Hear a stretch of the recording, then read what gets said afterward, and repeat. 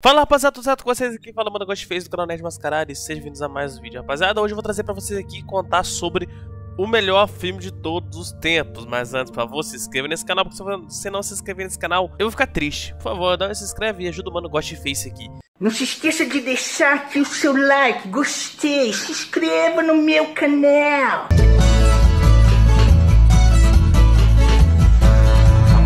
E hoje a gente vai comentar sobre Um Sonho de Liberdade. Mas por que eu falo que Um Sonho de Liberdade é o maior filme de todos os tempos? Se você for pegar o site do MDB, né, onde você pode avaliar, né, as pessoas avaliam a nota que dão pro filme, tá? Não é crítico não, é pessoas mesmo comuns. Você vai ver que a maior nota do site é de Um Sonho de Liberdade, que inclusive é o filme que tem mais avaliações e é considerado por muitos o melhor filme de todos os tempos. Então vamos nessa. A gente vai então pro ano de 1947, onde tem ali o banqueiro Andy, que é condenado pelo assassinato de sua esposa e do amante dela. Então ele é sentenciado a 2 prisões perpétuas, ou seja, está condenado à morte, a ficar na cadeia até ir de Vasco. Então ele vai para a prisão de Shawshank. Então lá ele começa a virar ali um amigo de um contrabandista chamado Reed, que é interpretado pelo Morgan Freeman. E o Reed, que também é outro prisioneiro que está ali com prisão perpétua. O Reed, ele adquire um pequeno martelo, né? Ele dá um pequeno martelo e um pôster de uma moça famosa lá para o Andy. O Andy pediu isso, um martelinho, né? Presta atenção nesse martelo. É um martelinho meio de decoração, porém vai ser muito importante. E o pôster da Rita, uma tal de Rita, que também vai ser muito importante lá na frente. Então, o Randy, ele acaba sofrendo muito na prisão. Ele sofre muito lá dentro, cara. Ele sofre muito, principalmente que ele começa a ser... Como é que eu vou falar isso sem o YouTube querer me matar? Ele é, né... As pessoas, tem um grupo ali dentro chamado As Irmãs, que tem um cara chamado Boggs, que é o líder, que começa a fazer atos libidinosos forçados nele, se é que você me entende.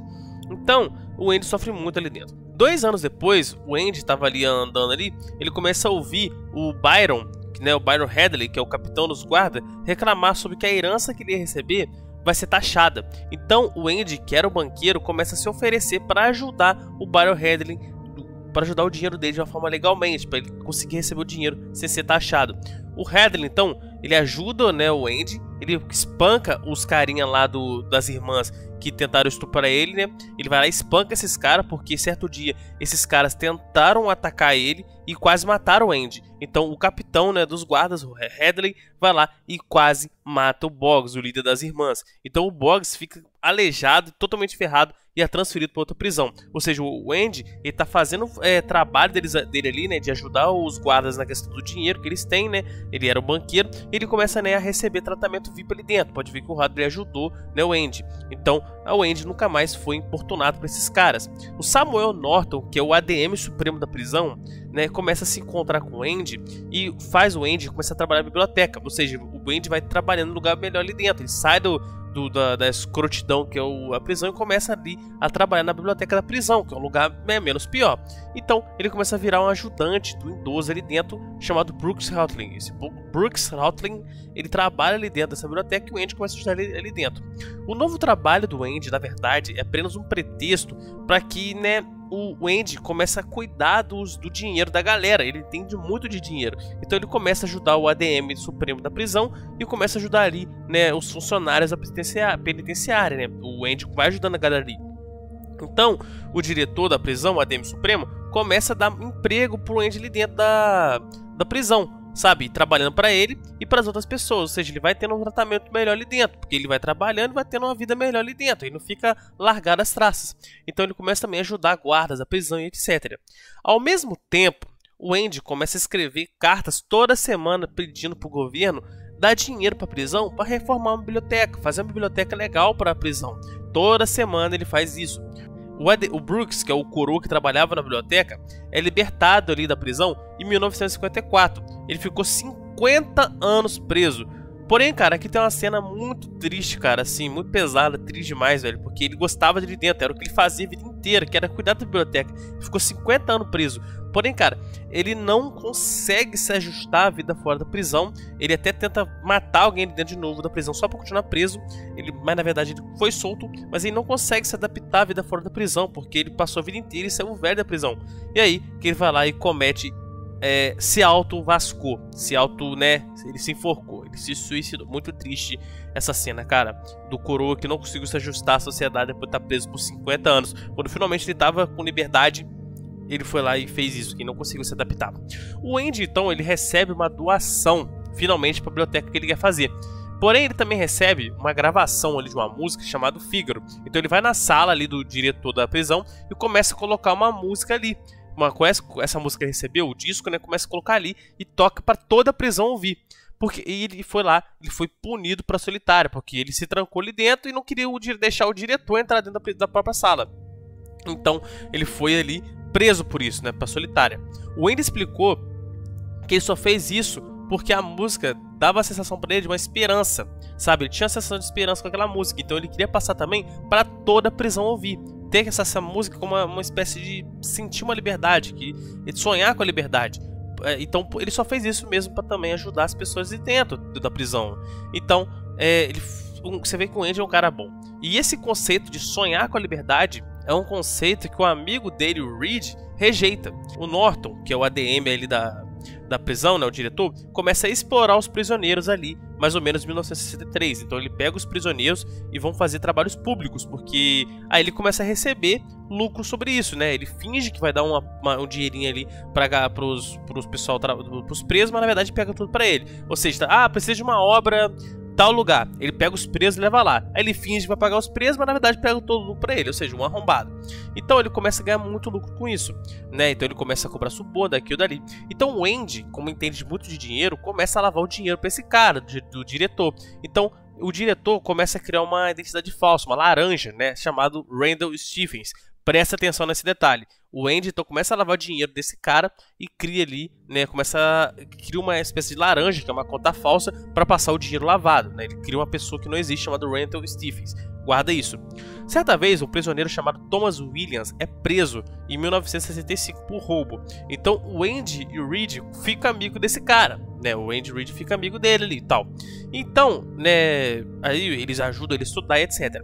Mas certa vez o Tommy Williams, esse novo preso, revela que ele também, na antiga prisão que ele tava ali, ele contou pro Andy que na verdade ele estava preso com aquele cara que realmente cometeu o assassinato da mulher do Andy, do amante, porque não foi o Andy é inocente.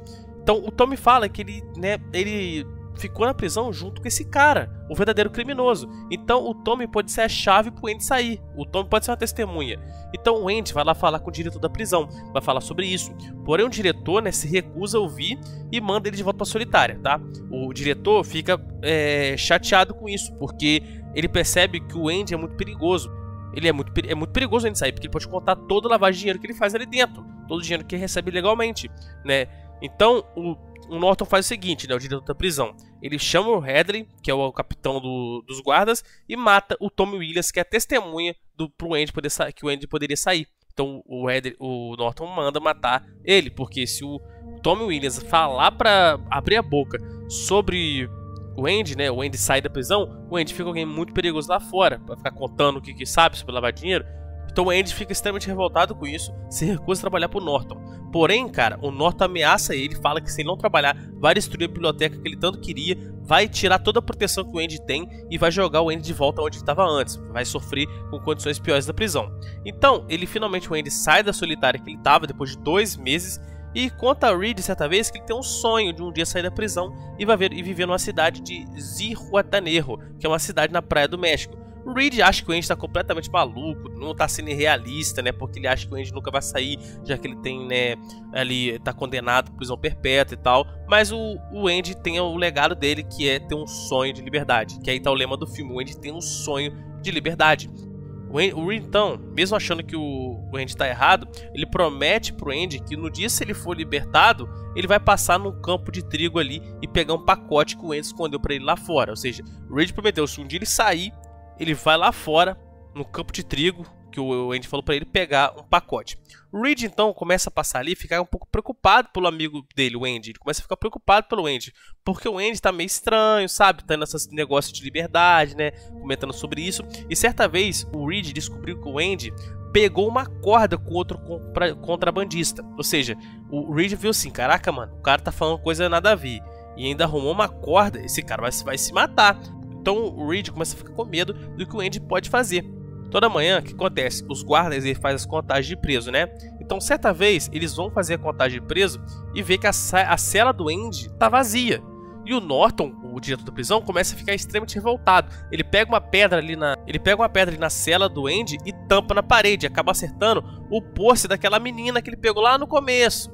Na hora que ele acerta a pedra nesse pôster, ele vê que tem um buraco atrás desse pôster, revelando que tem um túnel que o Andy cavou ali na parede com aquele martelinho que ele ganhou no começo por 19 anos. O martelinho era pequenininho. Então por 19 anos ele foi cavando ali com a pedra, com o martelinho na parede, fazendo um escapatório para sair, tampando com o pôster da Raquel, aqueles dois negócios que ele pegou lá no começo, quando ele foi preso. Ou seja, ele ficou 19 anos preso fazendo isso.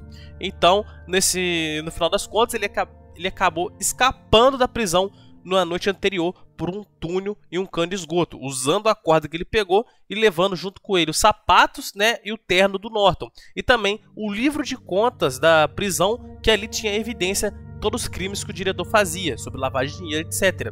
Então, cara, aí a gente tem a cena mais bonita que tem do filme, cara, muito linda mesmo, que emociona demais, que é ele saindo da prisão e chegando no mundo assim fora, porque ele passou 19 anos preso. Quando ele sai da prisão ali, numa cena de chuva muito bonita, ele sai ali, uma cena muito linda, cara. Então os guardas começam a buscar o Andy desesperadamente, mas o Andy começa a se passar lá fora por Randall Stephens. Lembra que eu falei pra você ficar prestando atenção no Randall Stephens lá atrás, que é a conta laranja do diretor? Então o Andy começa a se passar por esse cara, Randall Stephens, visita os bancos e tira todo o dinheiro lavado que o diretor tinha feito. Então ele pegou todo o dinheiro do diretor que tinha lavado e pegou pra ele escapar. Então, em seguida, né, ele pega aquele livro de contas da prisão e mostra no jornal. Ele fala no jornal e mostra pra todo mundo ver, que é a prova da corrupção que tinha na prisão.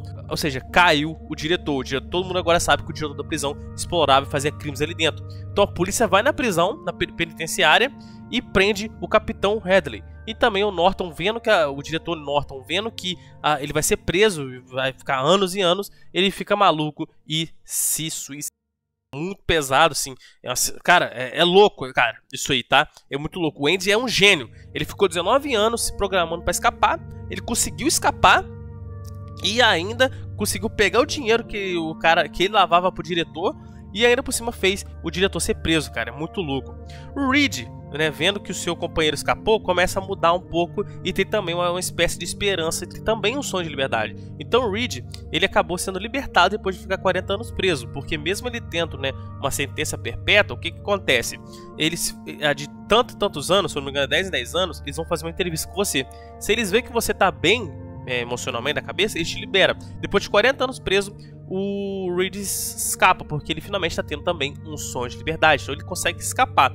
O Reed, né, ficou preso tanto tempo que ele sofre com o mesmo problema que aquele coroa que se matou lá.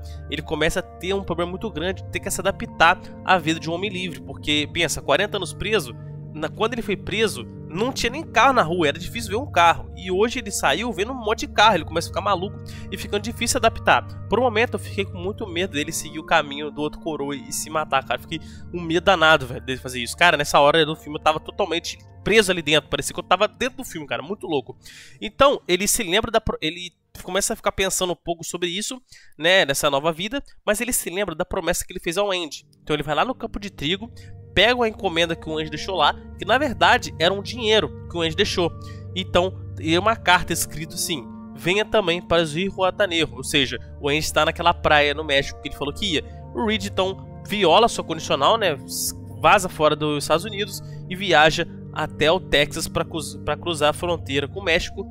E no final do filme, ali em Janeiro, nas praias, Andy e Reed se reencontra fora da prisão, cara. Ou seja, cara, olha que maravilhoso é esse filme, cara. Esse filme é perfeito, é muito lindo, cara. Eu amo esse filme, acho esse filme muito perfeito, cara. Então, eu não vou comentar muito sobre esse filme, senão o vídeo vai ficar muito grande, mas eu vou falar uma coisa: é o melhor filme pra mim também, cara. Esse filme foi o único filme que me fez chorar. Então, o que você acha de Um Sonho de Liberdade? Já viu? Deixa aqui nos comentários. Muito obrigado por assistir esse vídeo até aqui. Eu sou o Mano Gosto Face do canal Nerd Mascarado. Um abraço, até a próxima. Fui.